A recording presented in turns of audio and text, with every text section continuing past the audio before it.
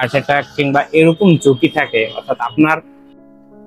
সুপ্রিয় দর্শক, আসসালামু আলাইকুম। দেশ ও দেশের বাইরে থেকে যারা ভিডিওটি দেখছেন সবাইকে শুভেচ্ছা ও অভিনন্দন। আজকে আমি একটি গুরুত্বপূর্ণ বিষয় নিয়ে কথা বলতে যাচ্ছি। যদিও আমি সব সময় আসলে খামারিদের কিংবা কৃষকদের বিভিন্ন পরামর্শ দিয়ে থাকি, আজকে বিষয়টা আমার মানা কিংবা আমরা যারা এআই করি, এআই টেকনিশিয়ান কিংবা কৃত্রিম প্রজনন কর্মী থেকে শুরু করে যারা পশু চিকিৎসার সাথে জড়িত, তাদের সকলেই বিষয়টি মানা উচিত। আর না মানলে এটা স্বাস্থ্য ঝুঁকির মধ্যে পড়তে পারেন। তো বেশি কথা না বলে চলে যাবো বিস্তারিত ভিডিওতে। তো আমরা অনেকে আসলে জানি, আবার অনেকে বিষয়টা জানি না। গরু থেকে হচ্ছে যখন এআই করা হয় তখন একটা গ্যাস নিঃসরণ হয় কিংবা নির্গত হয়, যেটা আসলে মিথেন গ্যাস নামে পরিচিত। তো এটা সাধারণত গরুতে আসলে আমরা যারা বেশিরভাগ ক্ষেত্রে এটা ঝুঁকিতে যারা পড়ে, বেশিরভাগ ক্ষেত্রে দেখা যায় এআই টেকনিশিয়ান, তারপর হচ্ছে যারা চিকিৎসা করে তারাও হবে। কারণ বেশিরভাগ ক্ষেত্রে গরু যখন আপনার চিকিৎসা করা হয় এর আগে কিন্তু টেম্পারেচার অবশ্যই দেখতে হয়। টেম্পারেচার দেখার জন্য যখন আপনি থার্মোমিটার দিবেন তখন হচ্ছে গরুর পায়খানার রাস্তা কিংবা থার্মোমিটারটা দিতে হয়। তো এই ক্ষেত্রে হচ্ছে এই গরুর যে মিথাইন গ্যাস নির্গত হয় গরুর পায়খানার রাস্তা দিয়েই মূলত। তো বেশিরভাগ ক্ষেত্রে আসলে আমি টেকনিশিয়ানদের বললাম এই কারণ টেকনিশিয়ানরা সরাসরি হাত ঢুকিয়ে দিয়ে হচ্ছে বিভিন্ন প্রসেসের মাধ্যমে বীজটা দিয়ে থাকে, যেমন ওয়াশ করতে হয়, তারপর হচ্ছে এটাকে আসলে করতে হয়, তো বিভিন্ন প্রসেসের মাধ্যমে। তো এই বিধে আসলে দেখা যায় যে যারা টেকনিশিয়ান তাদের আসলে ক্ষতিগ্রস্ত হওয়ার সম্ভাবনা বেশি থাকে। তো এটা অনেকেই জানেন, আবার অনেকে জানেন না যে মিথেন গ্যাস আসলে নির্গত হয়। আর মিথেন গ্যাস এটা হচ্ছে বিজ্ঞানীভাবে রিসার্চ করে প্রমাণিত যে আসলে যদি মিথাইন গ্যাস হচ্ছে মানুষের নাকে দিয়ে ভিতরে যায়, এটা হার্ট ফেল হওয়ার কিংবা হার্ট অ্যাটাক কিংবা এরকম ঝুঁকি থাকে। অর্থাৎ আপনার শরীরে যে আপনি যে হার্ট অ্যাটাক করবেন এরকম একটা সম্ভাবনা থাকে।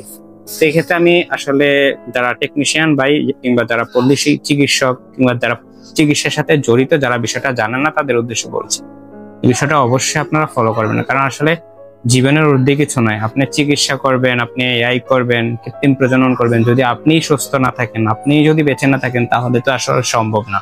নিজে আগে আসলে সেভ হয়ে হচ্ছে ট্রিটমেন্ট সেবা কিংবা বিভিন্ন ওয়ে। তো আসলে আপনারা যেই কাজটি করেন এটা থেকে বেঁচে যাওয়ার জন্য আসলে যেই দুইটা প্রসেস হচ্ছে করলে হয়তোবা অনেকাংশে আপনারা বেঁচে যেতে পারেন।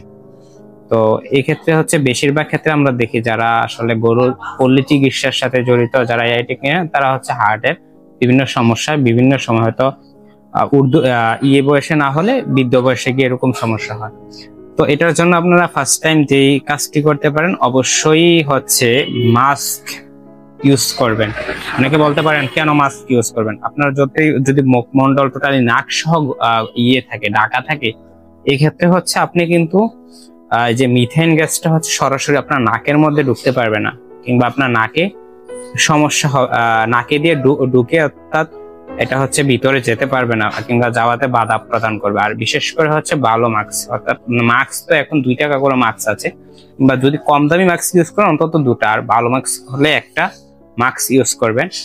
পাশাপাশি হচ্ছে যখনই ইয়াই করবেন কিংবা যখনই গরুর টেম্পারেচার দেখবেন, এক্ষেত্রে হচ্ছে নাকটা সোজাসুজি গরুর পায়খানার যে রাস্তা ওইটার দিকে যে না থাকে, ওই বিষয়টা আপনারা ফলো করবেন।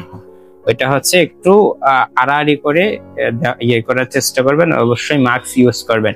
আর পাশাপাশি আমি এই বিষয়টা করি, অন্তত আমি স্যাভলন কিংবা হেক্সিসল দিয়ে, সেটা হচ্ছে এআই করার পরে কিংবা প্রাইমারি ট্রিটমেন্ট দেওয়ার পরে, তখন আমি হচ্ছে হাত ভালো করে বিভিন্ন অ্যান্টিসেপ্টিক কিংবা স্যাভলন, ডেটল এইগুলা দিয়ে আসলে হাতগুলা ধুয়ে ফেলি।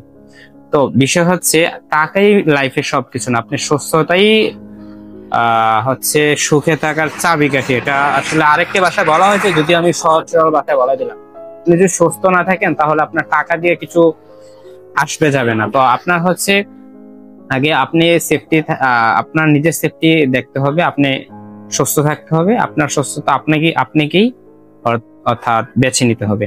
তো এই বিষয়টি সকল টেকনিশিয়ান যারা চিকিৎসা করেন সকল ভাইয়েরা আসলে বিষয়টি মানার চেষ্টা করবেন।